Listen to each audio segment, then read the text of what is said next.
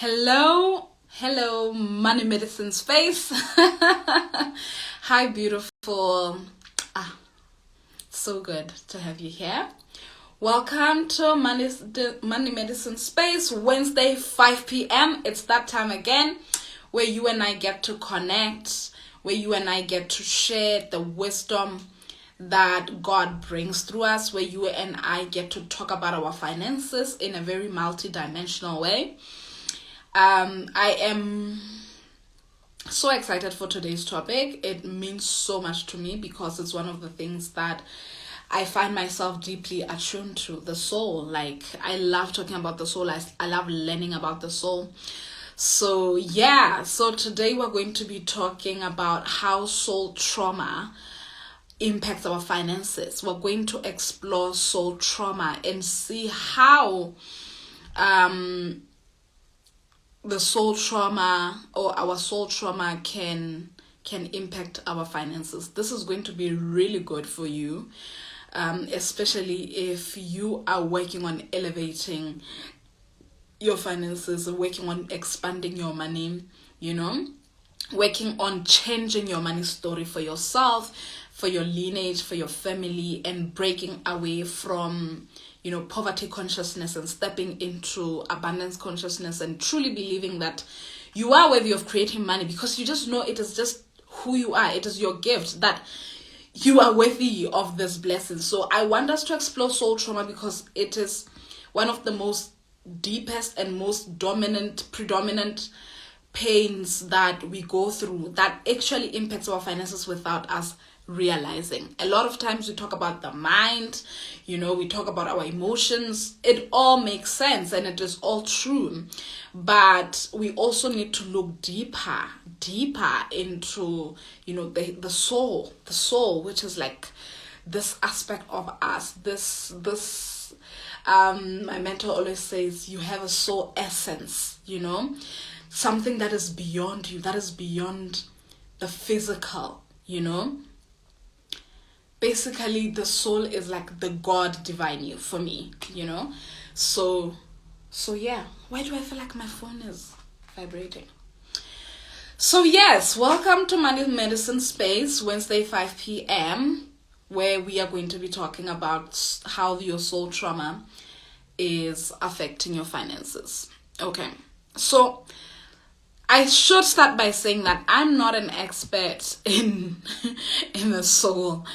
But I believe that I'm a student. I love understanding the soul. It's something that I'm in tune to. It's something that I help women heal because it's like it's in me. It's my gift, And I have this thing where I'm able to pull concepts from in different ways, like just pull concepts and be able to show people or have revelations around how that concept is influencing your money. Like, we could talk about the soul and I'll be able to see what is happening with your finances when we, using that concept.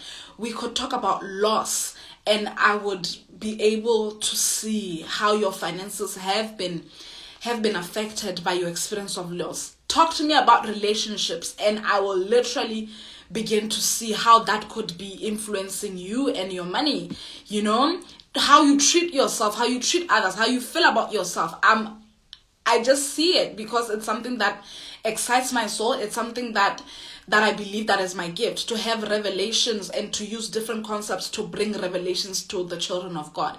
And that's what I want us to explore and expand on today, right? So when we speak about soul trauma, how I understand soul trauma, it refers to any experience, whether it is a physical, emotional, mental, or spiritual experience in life that has impacted your soul and maybe even caused a form of dysfunction or chaos, or fragmentation, which then affects how your soul evolves, how your soul experiences itself, in this lifetime. So honestly speaking, soul trauma is any event can be created by any event that you yourself, when you experienced it, it began to cause a dysfunction within you, right? It could be loss, it could be abuse, it could be an illness, right?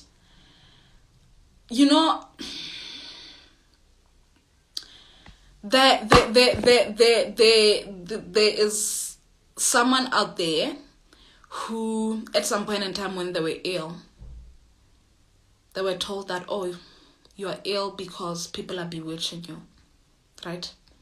And then just that event of being ill and sometimes having an unknown disease and not knowing what's going on, and then because you're trying to find answers, you get to be told that, oh, yeah, no, this is witchcraft. This is witchcraft.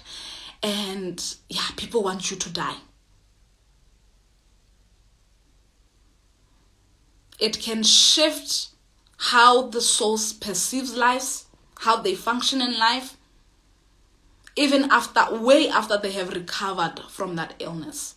I say this because witchcraft is one of the deepest traumas that Africans go through, the concept of witchcraft, that your loved ones are bewitching you, that the people around you are bewitching you, that they want to kill you. That's a form of soul trauma. Illness is a form of soul trauma. And it begins to shift how you perceive life, how you perceive your finances, the actions that you take, right? You could literally be told that, oh, the reason why you're sick is because someone is bewitching you. And then decades later, you find that you are the type of person who won most of the time before you make a financial decision now. So it's not related to your illness, but you find that every time you are supposed to make a financial decision, even if it feels like a positive one.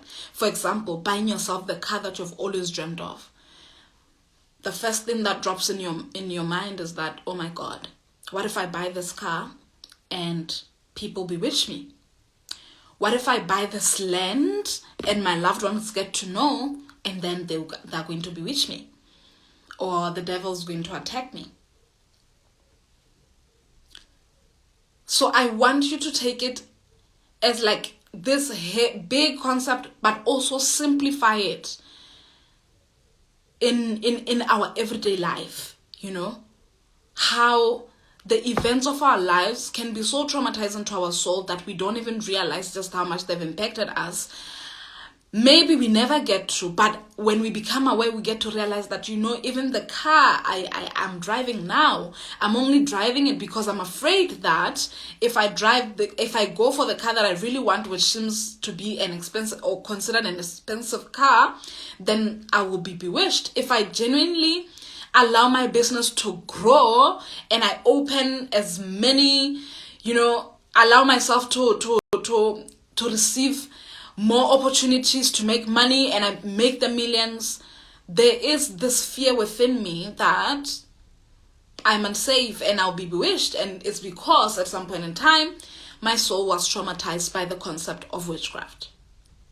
So how you should know that your soul has experienced trauma, and I believe that everyone has experienced soul trauma, because if we take the concept that our souls have evolved over many lifetimes and that we have been existing and that we are eternal and that we have had many experiences, right? We keep having many experiences and we keep reincarnating, then we could safely say that each and every one of us has some form of soul trauma, right? Has experienced some form of soul trauma, has experienced a traumatic event that did shift or fragment the soul one way or the other. And what I'm saying is that event, even though it affected, it traumatized your soul, there is where it's still showing up within your money. And literally, if you were to ask me what is my job, that's my job. That's what I do, right? So how you should know that your soul is traumatized? If you often just feel like something is off, even if you can't pinpoint it, but sometimes you just feel like something is off, or something is missing, or sometimes it feels like something is wrong. Something is wrong with me. I don't know why I feel this way, but I have this heavy feeling, like this heavy feeling that I can't explain. Someone could look at my life from the outside and believe that things are okay, I'm doing well. But deep within me, something is off. I feel heavy. That's a sign of soul trauma, right? And this feeling could be influenced by things that happened decades ago. Until you look into it, that's when you realize that, oh, I never even knew that this is the thing that has been making me feel heavy. Sometimes it can be easy to pick, sometimes it may not. Right? So if you often feel like, I know something is not right, even when you're doing the numbers and they add up and you're like, but something still doesn't feel right. Something feels off for me. I live my life, but I still feel heavy. That's a sign of just the soul not being fulfilled, It also could be a sign of soul trauma, like I'm saying. In Setswana, we call the soul moa. Like, moa wa me we tsore ga wa iketla. We say moa me ga wa iketla. Usually it means that my soul, my spirit is just not okay. Like something feels heavy, something is off. And some people who are so attuned to their soul, usually they'll know that something is off. It means that, there's a high chance of bad news coming. I have to pray about this. When you are in tune with your soul, you can sense that something is off, something is heavy. When the soul is traumatized, you can sometimes feel stuck, feel like you can't move, feel like you don't know which way to go, feel like, nothing doesn't feel right yet. This happens. And of course, it does affect how we then show up within our money, right?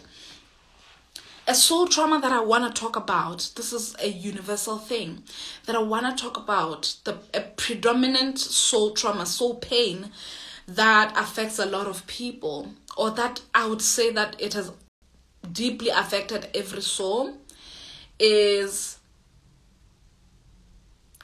us being separated or feeling separated from God, where you are born and already the teaching and the programming, or what your soul is told, although that feels untrue, is that God is there and you are here. God is above and you are below. You are not worthy because God is worthy. You are not worthy, and you have to earn your worth. You have to earn being God's child. You have to earn his blessings. So the separations comes in the form of, the teachings that we are taught about how we are separated from God, how we are below and he's above, right? How we are born sinners, like there's something wrong with us. How then this manifests in our lives, we then carry this idea that if God is above and I'm less and I'm below, then even in life you begin to feel like you are not equal to God, to other children of God. You begin to feel like there are other people who are here and you are below. So how this then plays out within your money, you begin to feel like in life there are certain blessings that are reserved for other people. That you, for example, cannot have the money that you want or the abundant life that you want, or you don't deeply believe in it being possible for you. You feel it is far-fetched, although you desire it. Because for you, it's like there are other people who are most likely to have that. There are other people who are more deserving than you. because your soul has been traumatized by the separation that you were programmed into, by the separation that you were taught that you and God are two separate things, and that when you now begin to experience life, you begin to feel like there are other people who are not equal to you. You know, maybe you grew up in a family where you didn't have as much money, right? You had a certain type of life you were living, but you look at your neighbor and you're like, oh my God, my neighbors have this and that. You look at the car they're driving. You begin to look at the houses they live in, and you're like, oh, I'm different, I'm less. Sometimes it can be now even the friends around you or even other family members. You know, there are those who have, you know, who drive certain types of cars that are considered expensive, the type of food they eat when you visit them, the house they live in. Maybe you are living in a 2-bedroom house or 3-bedroom house. You have friends who live in 5-bedroom houses or cousins. That begins to even more cement or affirm that indeed you are less, you are inferior, indeed you are different, indeed there are certain things that other people have access to that you don't as a soul. This is traumatic, right? Because in this, having this experience, then there is where we also begin to feel less deserving in life.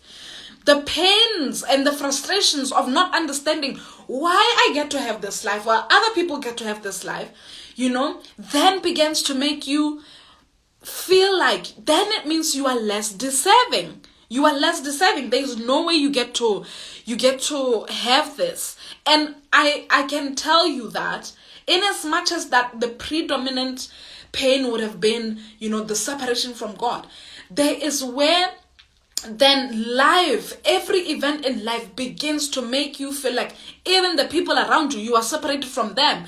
You know, you are less than them, or there are some that you are less than, there are some that you are higher, you are above them. The inequality that is created there has led to a lot of us not being able to truly access our highest potential when it comes to our finances. Because then when we make financial decisions, even if right now you could make a decision that, you know, you can, that your business can create an income of 10 times the amount you're making, or even 5 times, or double that income, there's where you may not be available to receive that or allow yourself to create that, because again, for you it's far-fetched.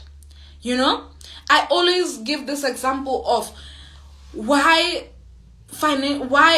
incorporate, you know, in the corporate world. A lot of times, I remember though, when I had a job, I was told that a salary is something secretive. By my own parents told me that. Even in the workplace, we were told that you don't discuss your salary. Your salary is like secretive. It's like something so personal. Yeah, maybe a little bit of truth in that, maybe. But honestly speaking, if I was to just share my own opinion why this would be created, why this would be the case, is because there is where you as an individual, or each and every individual who applied for the job and began to sit in that interview and began to negotiate their salary or even accept the amount that they were told, all of you definitely asked for different numbers, right? And the reason why you asked for a specific number or for a particular number, that number was influenced by who you view yourself to be, what you perceive about yourself, because of the trauma that you have experienced, because of your own soul trauma. Literally, people can play the same job role and have different payouts because of how they view themselves. One would ask for 100K, the other would ask for 80, the other one will literally do the same job at 20K. The difference is not so much that, oh, maybe the other one is more talented. Not really. The difference is that of the three, the one who asks for the lowest income is probably traumatized and feels less deserving of that. Right? The reason why we don't truly go for the things that we truly want, I want you to think about what you truly want. Like ideally, like if you are not conscious of anything else, and you are like truly going for the things that you want, and you want to just be bold enough to say, I know deep down I want this. I know deep down I want this type of house. Or deep down I want this car. Deep down I want my business to be making this amount of income. If you are to truly, truly, truly own that that's what you want, right? You can think about it now. And then ask yourself, why do I not have it? Why am I not creating it? Why do I believe that? For example, it can be that, okay, no, let's say you feel like, okay, this is something that I want and I can have it. Sometimes the issue of the next question can be like, why do you feel like for you it will take longer? Why do you feel like you can't have it right there and then? And there's a high chance that you may feel that this is far-fetched. There's a high chance that you may feel like you're less deserving. You may feel like you never even thought that it's possible for you. Hence why you push the idea of having the thing that you want. That's soul trauma. Where your soul had experiences that began to make you feel like other things are not available for you. They are not accessible to you. When I look back at a time that actually I look back now and be like, oh, that was very traumatic for me. So when I began primary school, right, I went to a government school where I felt like a very brilliant child. My mom made sure that I packed good food, and yeah, mostly I would walk to school, right? I think 3 years later, I did grade 1, 2, 3. And then my parents made the decision to change school for me, to switch school for me. So they took me to a private school. When I got to private school, first of all, because I was in a government school, most of the time I was speaking my mother tongue, Setswana, right? I was speaking Setswana. Most students were speaking Setswana. It was a government school. The government speaks Setswana, so good. So after I switched school, going to a private school, I was introduced to a life where I'm expected to speak English all the time. I got to see other students that were so brilliant as well. I didn't know this. And yeah, they knew English, and I was like, whoa. And they would be dropped off in different cars. Now things have changed. I no longer walk to school like with other students. You are being dropped off, but you are able to see that, oh my God. So there are students who their parents dropped them off in Mercs, in Range Rovers, such. So if you were to ask me where my soul experienced a form of trauma, that cemented the pain of being separated from God, feeling less, and it manifested in my life experience. It would be when I switched to a private school from a government school, because that's when I started to see that, or I began to witness other students from the perspective that, oh my God, so-and-so is rich. Yeah, look at how they dress up. Look at the car they drive. You know, this is the English they speak. I would say that experience did cause a dent on my soul, where I felt less, where I felt less deserving, where I felt inferior, where I began to feel like I'm not equal to other people. This happens to a lot of us. A lot of our soul trauma, we carry it, and it manifests mostly where we begin to see that, oh my God, we are separated, we are not equal. There are other people who I consider rich and this way and that way and famous and more deserving. And we create this idea and story that this means that even with my finances, even with the things that I truly want, they are far-fetched because other people are more deserving or other people have more access to them. If you want to know why a lot of times we tend to say that rich people get richer, it is because it is not so much that people who are from a poor background or a lack background cannot get rich. The reason why it feels easier, like rich people get richer, is because even their children, when they come into the world, they even if they predominantly the soul trauma is that we are separated from God, God is there, we are here.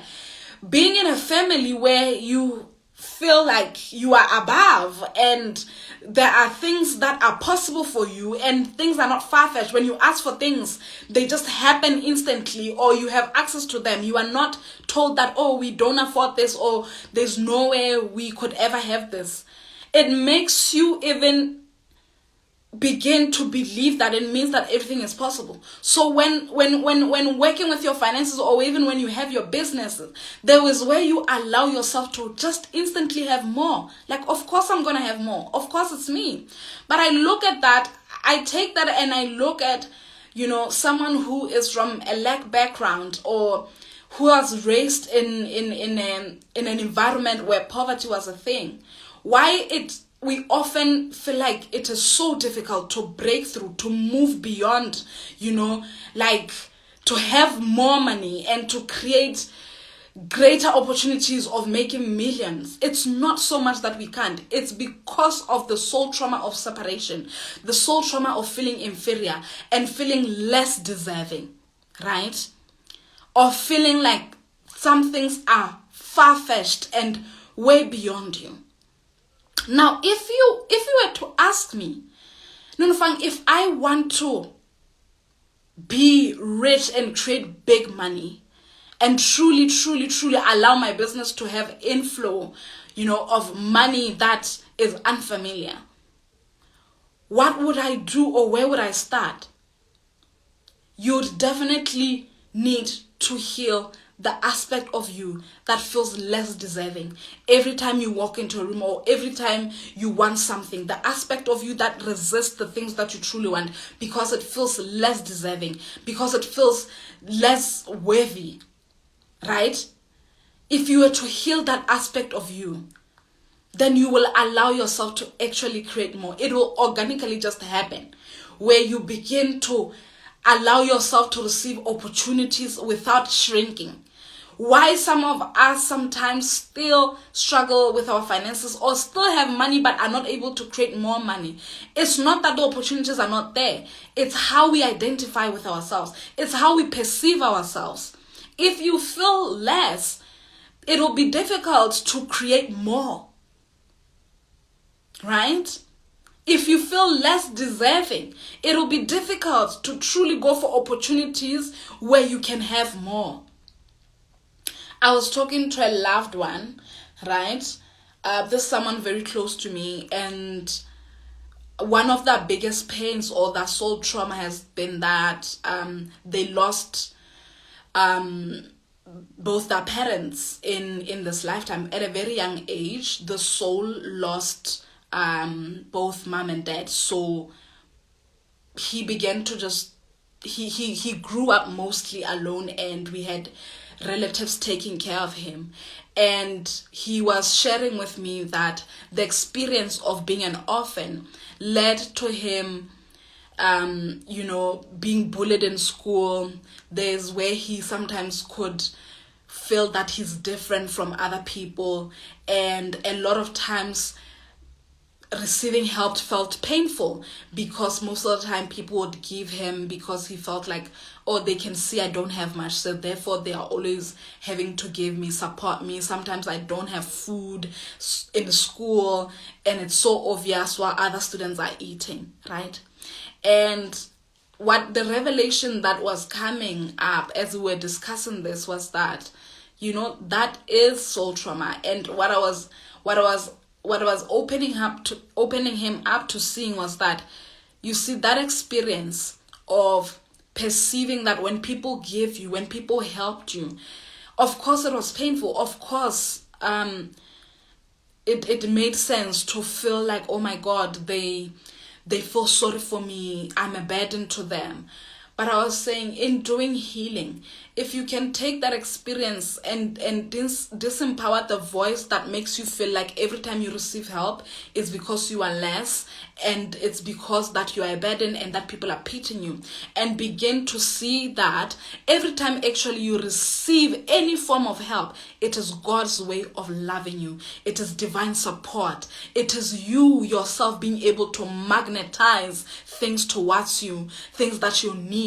It is you actually being able to command the universe to help you, and the universe showing up through other people.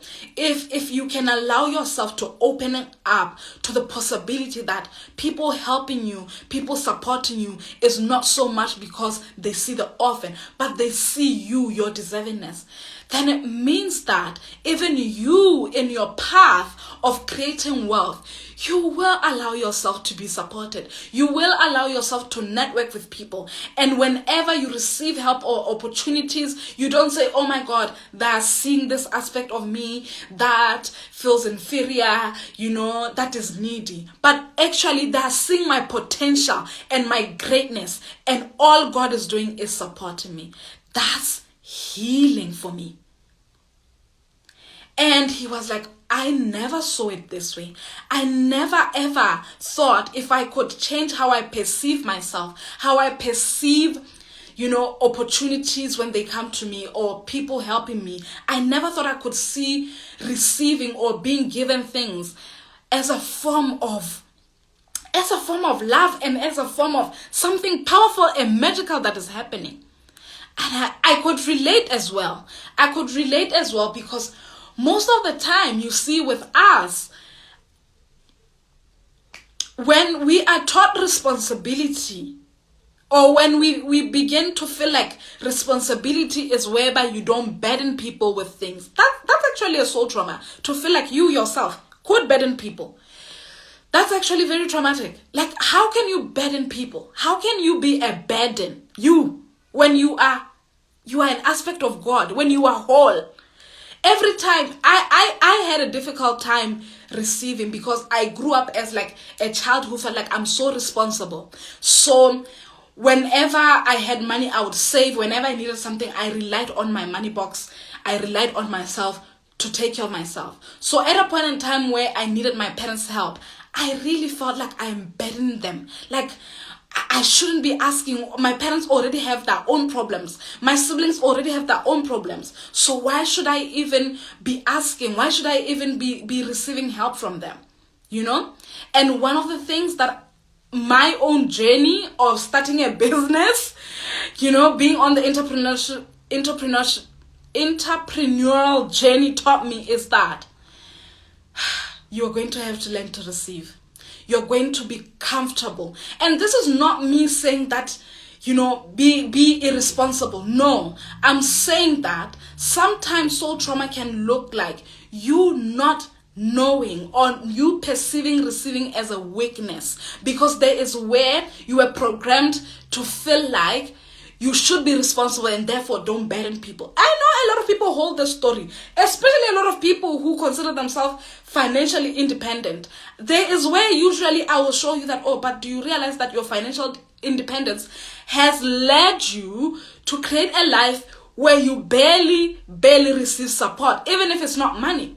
But you just block divine support. You block God from using people to elevate you, to elevate your finances, to open you up to more opportunities where your business to grow, So yeah, it's a thing. It's a thing. It's a thing that we need to release, we need to review, we need to work on and really shift. If you often feel like that, because yeah, there was a time where I felt like if I receive help, then I'm being burdened. But the more I got comfortable, and it's something that I'm still working on, the more I'm comfortable to ask for help, to receive support even in my business, the more I allow people to come in and pay me. And also sometimes even if it's not a client, it's a friend who says, oh, you said you need this, I want to sponsor that. Sometimes it can be a friend saying that I want to take you out on a date, because genuinely, you spend most of your time at home since you work online. Let's go out. Let's go for a breath of fresh air. And I begin to not see that as like, oh, why is my friend doing this?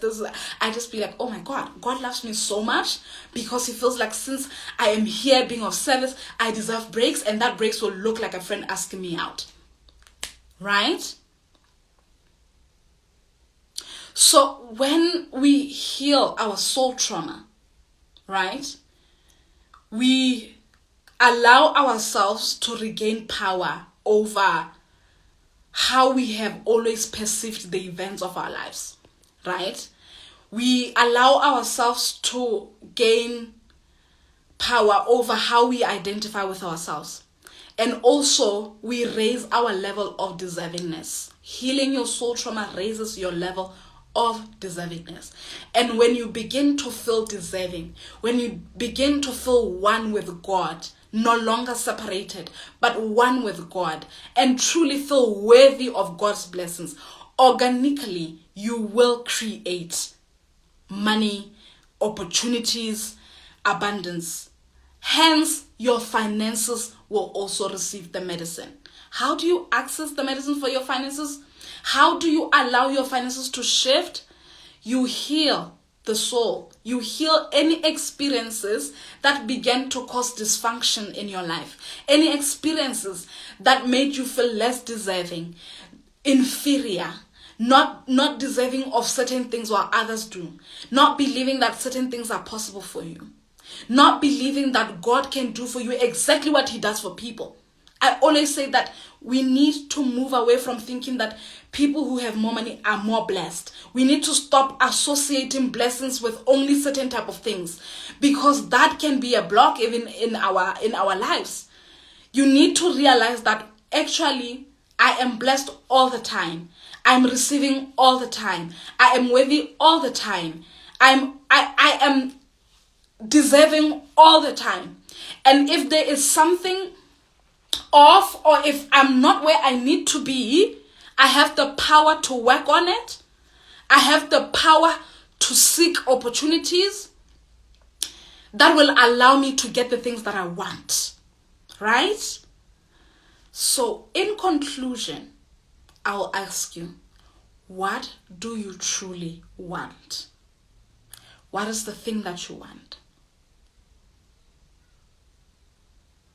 See it, own it, and then go deeper. Be honest with yourself. What is the thing that is standing between you and what you want? Or what is making you resist that thing? Why are you not accessing what you want now? Whatever comes up, acknowledge it, witness it, and see it for what it is. It is still good information, whether positive or negative.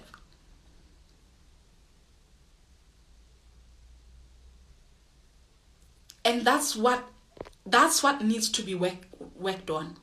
Because you'll find that whatever comes up is actually the thing that is creating a blockage for you from receiving the things that you want. There's nothing like an unanswered prayer. I don't believe that.